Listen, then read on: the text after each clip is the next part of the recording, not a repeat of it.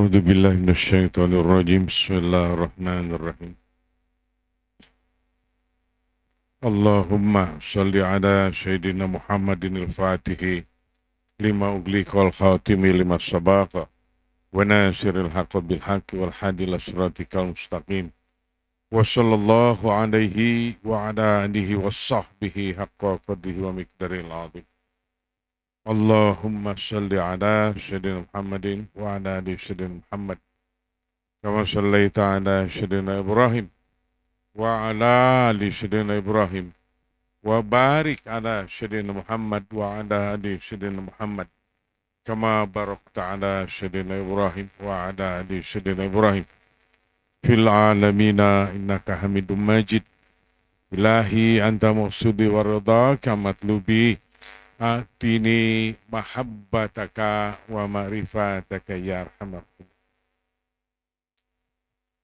أعوذ بالله من الشيطان الرجيم بسم الله الرحمن الرحيم قل هو الله أحد الله الصمد lam yalid walam yulad walam yakul lahu kufuwan ahad.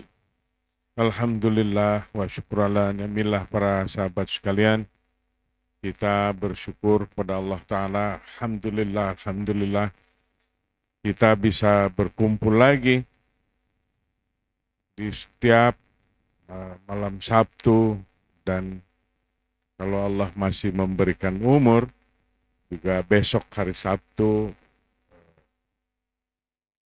pengajian ibu-ibu sore harinya. Alhamdulillah, bersyukurlah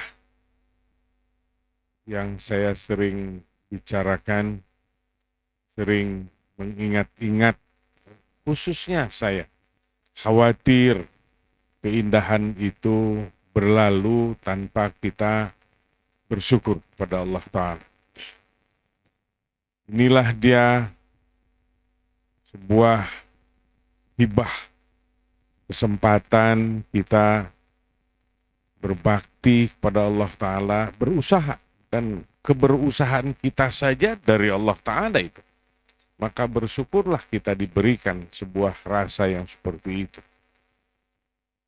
Berbakti, merendah bagai bumi di hadapan Allah, menjadi budak Allah sejati. Semoga Allah mengampuni kita semuanya. Para sahabat sekalian, ini malam kelanjutan ngaji di dalam kitab Ihya Ulumuddin tadi dibacakan oleh Syekh Jordan Salam. Tidak jauh dengan bab-bab di bulan-bulan yang lalu, kita terus-menerus berbicara tentang itu. Tidak jauh dari jadal, dari ribah, dari namimah. Karena ini juga sebuah nada jiwa seseorang yang harus ada di dalam keberhati-hatian di dalam kehidupan. Karena mempergunakan lisan berupa cakap yang keluar dari diri kita, atau kita mendengarnya daripada orang lain. Khususnya tadi diolah yang berdekatan dengan tiga keadaan tadi. Yang pertama, mari kita lihat dari sisi nada berbicara. Ada yang berbicaranya seperti biasa saja, tapi nadanya mengajar orang lain. Bukan menerangkan sesuatu kalau ini dan ini dan ini. Tidak ada niat mengajar kepada orang lain. Berbeda. Yang tahu itu adalah sang pembicara. Apabila itu berbau jadal atau ghibah, yang besar dosanya adalah yang awal berbicara, ditujukan kepada orang lain beroleh ketidaknyamanan di dalam hatinya. Entah itu mengandung nada bicara seperti apa, entah itu hal persoalan kehidupan sehari-hari, entah itu ada nada pencelaan, tetapi yang pertama berbicara itulah yang sangat-sangat, malah sangat jelas, bukan berpotensi, sangat jelas yang membangkitkan dosa awal. Karena yang mendengarnya beroleh ketidaknyamanan. Misalnya berbau caci maki, berbau menyudutkan. Banyak. Di dalam kata-kata manusia, banyak rasa yang sangat sulit dihitung satu-satu, karena jenis-jenis pembicaraan ini mengandung nada-nada tertentu yang terdengar oleh orang lain, membangkitkan rasa masing-masing di dalam setiap pendengarnya. Yang dibahas di sini yang berbau 3 penyakit tadi, ada jadal, ada namimah, ada ghibah, macam-macam. Tuduhan-tuduhan tertentu. Bagaimana mensikapinya? Dibacakan tadi, Rasulullah disebutkan memberikan peringatan kepada sahabat Sayyidina Abu Bakar radhiyallahu anhu agar bersabar apabila menerima hal-hal pembicaraan yang menyentuh hati kita berupa atau berjudul tidak nyaman. Pastilah ingin menjawab. Saat seseorang menjawab di dalam perkataan itu,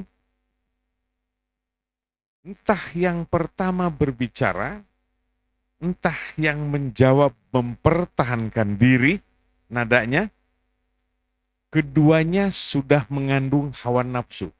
Karena syaitan ikut campur, lepas melalui lisan kita, menurut nadanya, dan menurut mimik yang ada terlihat oleh orang lain. Lalu disebutkan apabila sesuatu hal yang tidak nyaman berbicara kepada kita, lalu boleh kita membalasnya.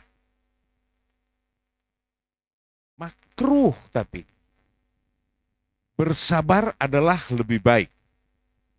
Diampuni dosa-dosa kita kalau itu tidak nyaman. Para pejalan sejati biasanya menerimanya suka di luar daya pikir orang-orang biasa.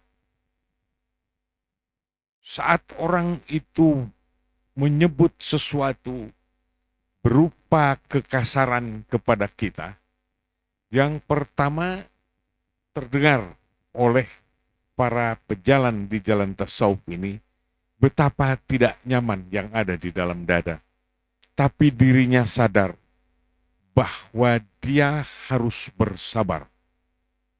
Ini yang pertama. Bahwa dia harus bersabar. Orang yang harus bersabar itu di dalam perjalanan tasawuf ini, orang-orang yang berthariqah, berjalan di jalan kesucian agar membersihkan hatinya, tazkiyatun nafs ini. Dia tahan sampai itu berhenti. Kalau tidak kuat, dia akan meninggalkan tempat itu. Ini dia bertahan. tidak akan mengeluarkan sepatah kata pun, sekalipun apabila kita menjawabnya makruh. Boleh kita menjawabnya. Akan tetapi, adakah kita bisa menahan nada jiwa itu? Akan lebih besar daripada tidak nyaman itu suara yang keluar dari kita. Jangan-jangan kita lebih galak dan lebih jahat. Maka ini sangat berbahaya. Barang siapa tiada di dalam kewaspadaan, hidup di dunia yang kotor ini, maka dia terjerumus. Padahal dalam keadaan sebuah pembicaraan saja. Padahal di dalam hukum sudah disebutkan boleh dijawab, makruh hukumnya. Akan tetapi yang tidak ada jaminan, apakah kita menjawabnya akan lebih kasar? Karena kita sudah beroleh ketidaknyamanan. Nanti bangkit ke arah jadal. Mengibarkan bendera amarah yang benar-benar sangat berbahaya, menggelapkan hati. Ini adalah isi yang ada di dalam dunia. Baik, lalu bagaimana kita mensikapinya dalam keadaan ketidaknyamanan itu, mendengarkan sesuatu itu? Adakah lagi di samping bertahan, kita menahan amarah yang tidak nyaman? Ada di atasnya satu lagi. Tetapi ini jarang terfikirkan. Dan tertutup oleh hawa nafsu yang sedang kita rasakan. Apa gerangan? Saat caci maki ini berjalan, ketidaknyamanan harus kita menahannya. Tetapi di makom yang khusus, sambil menahan ketidaknyamanan, dia berdoa, ya Allah, berhentikan kata-katanya yang tidak baik itu. Ya Allah, maafkan dia karena dia dalam keadaan lalai. Dia ghaflah, dia tidak bisa menahan hawa nafsu. Ampuni dosa-dosanya ya Allah. Para sahabat sekalian, apakah hanya seketika itu saja keadaan itu sang pejalan sejati ini yang di jalan tasawuf ini mendoakannya? Tidak, para sahabat sekalian. Dia akan membawanya terus berkepanjangan di dalam peribadatannya. Maafkan orang itu. Ya Allah, ampuni dia dan ampuni aku. Terus itu. Didoakannya berkepanjangan. Mudahkah? Sangat tidak mudah. Sangat berat. Bagaimana kita mendoakan sesuatu yang indah kepada orang yang jahat kepada kita? Jangan-jangan kita, pakwet cena jurus Banten ya. Takabur ala mutakabbir sodakotun. Takabur lagi kepada orang yang takabur sama dengan sodakoh katanya. Jadi jangan dipakai itu, malah sudahlah itu. Kita lebih baik bersabar saja. Kalau terlepas juga karena kadang-kadang yang disebut marah atau nafsul imarah itu salah satunya sedang bermarah kita. Kadang-kadang kita sudah menerangkannya di bulan-bulan yang lalu itu. Ada yang seketika begitu mendengar langsung kita menjawab. Karena kita tidak ada kesempatan untuk berjaga-jaga. Karena kita dalam keadaan lalai. Begitu terdengar langsung dijawab. Ada. Atau ada bersabar. Wah ini keterlaluan ini. Wah udah mulai syaitan main. Lalu dijawabnya lagi. Lalu terjadi jadal. Dua-dua berdosa. Yang lebih dosa adalah yang paling awal. Yang berbicara. Yang membuat orang lain tidak nyaman. Atau kita mengalihkan pandangan atau meninggalkan tempat. Seperti itu. Jadi banyak. Inilah isi yang ada di dalam dunia ini, baru dari urusan sebuah kata-kata saja, padahal nadanya atau sang pembicara memakai mimik yang tidak berkenan kepada orang lain, bahkan yang pembicara awal itu tidak sadar bahwa pembicaraannya ini adalah akan menyinggung salah satu orang yang sedang kita bicarakan di situ. Tidak, kadang-kadang tidak sadar. Karena gaya, karena nada, karena mimik kita seperti apa. Inilah yang diperlukan oleh kita, pakaian kita, jubah keseharian kita. Kewaspadaan kita di dalam zikir-zikir kita yang akan memperbaiki adab ini. Sehingga yang keluar adalah sebuah keindahan. Yang keluar adalah sebuah kecintaan yang melontar. Yang membukakan berbagai macam yang tertutup di dalam fikir manusia yang kebanyakan. Lalu mereka akan terbebaskan dengan kata-kata yang kita lontarkan. Itu pun bila Allah menurunkannya, memberikannya kepada seseorang. Para ahli zikir, biasanya saya tidak bisa menjudge ini seperti apa, tidak. Naudzubillah, bukan itu. Biasanya, saya memakai bahasanya itu. Allah menurunkan hal-hal terindah kepada ahli zikir. Kenyamanan, ketentraman. Maka disebutkan ala bizikrillahi tatmainul qulub, maka hati menjadi tenang. Bicaranya orang tenang, bicaranya orang yang hatinya dalam warna keindahan, pastilah yang keluar juga bahasanya bahasa yang indah. Ini dia yang diharapkan oleh kita di dalam pekerjaan kita, zikir kita, mengaji kita, masuk ke dalam halaqah zikir ini, agar itu yang menghunjam yang ada di dalam dada. Terbersihkannya hati kita selama kita hidup di dunia ini. Dan tersingkirkannya isi dunia yang kecondongan kita, yang bercokol di dalam hati kita. Sepertinya kalau orang yang mendengar biasa, yang kurang mengerti di dalam ilmu tasawuf ini, bukan saya mengerti, bukan. Khawatir salah pandang. Dunia kan diperlukan, sangat harus dicari dan harus disikapi dengan keindahan dunia ini. Bagaimana kita masih hidup di dunia kalau tidak bisa kita beribadat selama hidup di dunia ini? Berarti harus memanfaatkannya. Maka disebutkan ad-dunya mazra'ah al-akhirah.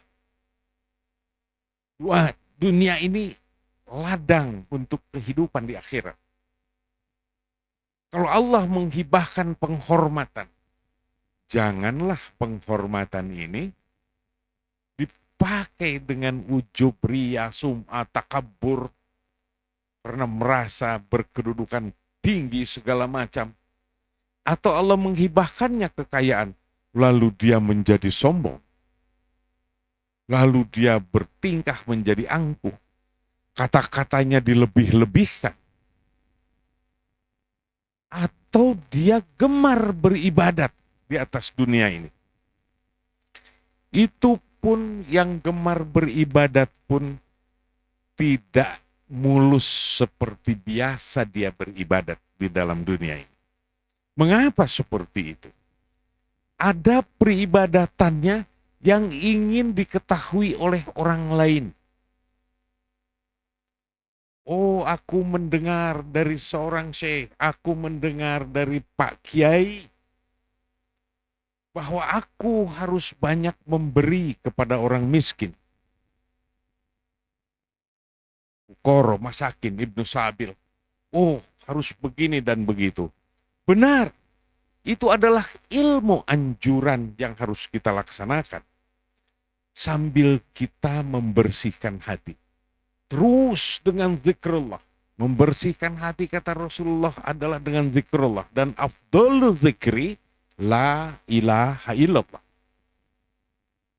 Bila tidak dengan membersihkan hati sepanjang kehidupan, ilmu pengetahuan, ilmu anjuran di dalam syariat tadi hanya menempel di kepala, sesekali akan lupa di kemudian hari kalau tidak diingat-ingatkan, dan itu bukan menjadi amalan pokok di dalam adab kehidupannya.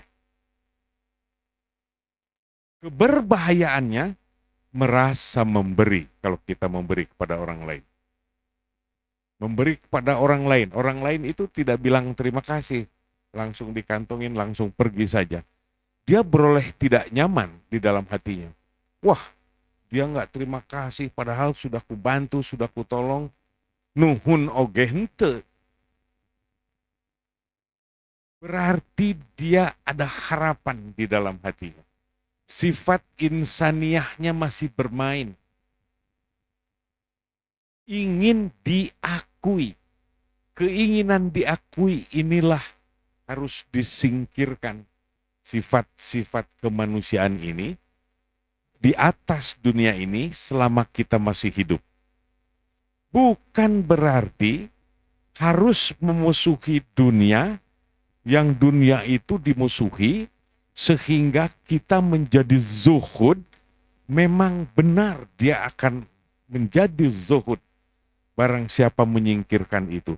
Tetapi penggunaan dari isi dunia ini jangan sampai zuhudnya masih kurang. Apa gerangan zuhud masih kurang? Ada tidak memanfaatkan isi alam semesta ini. Dia zuhud atas dirinya. Pakaiannya sudah compang-camping. Tetapi rizki tetap diberikan kepada Allah, oleh Allah Subhanahu wa Ta'ala kepada kita. Tetapi kezuhudannya itu belum sempurna. Mengapa seperti itu? Karena dia belum memberi kepada orang lain dan belum menggembirakan orang lain. Zuhudlah sangat benar.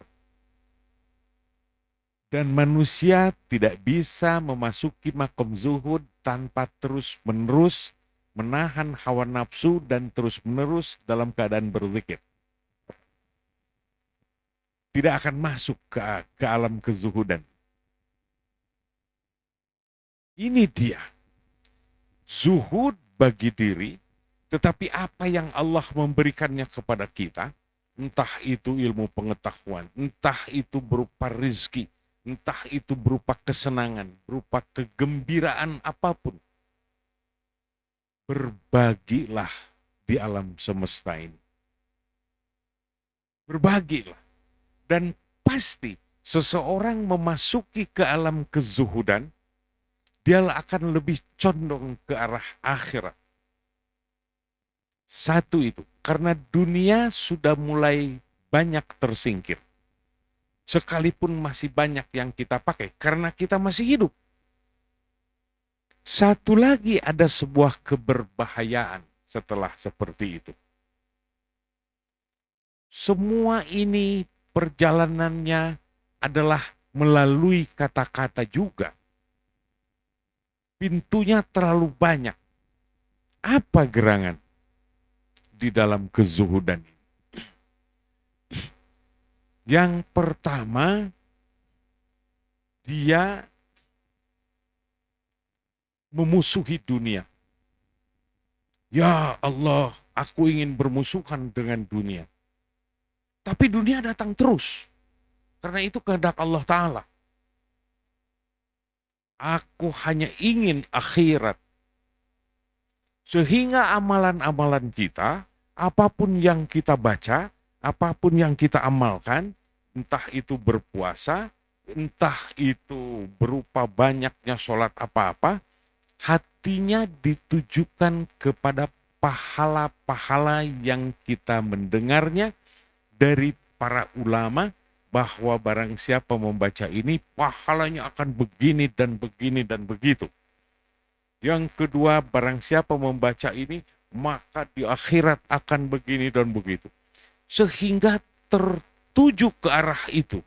Para sahabat sekalian, orang yang masih seperti itu sudah hebat sesungguhnya, tapi masih ada ghaflah yang akan menggelapkan hatinya. Karena dia tetap adalah berjudul keinginan diri. Benar, dia melihat isi dunia ini sudah datar. Tetapi dia ingin di akhirat lebih kaya dan lebih hebat. Keinginan itu adalah menggelapkan hati.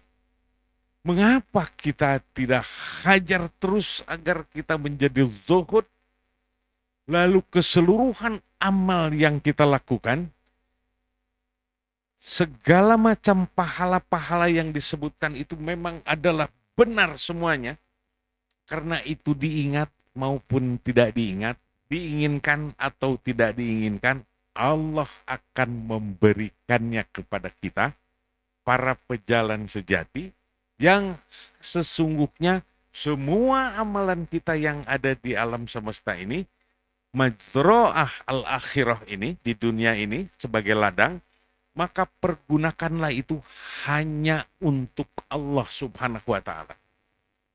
Bukan karena hanya untuk ingin pahala di dunia akan begini dan begitu, dan untuk di akhirat aku ingin begini dan begitu.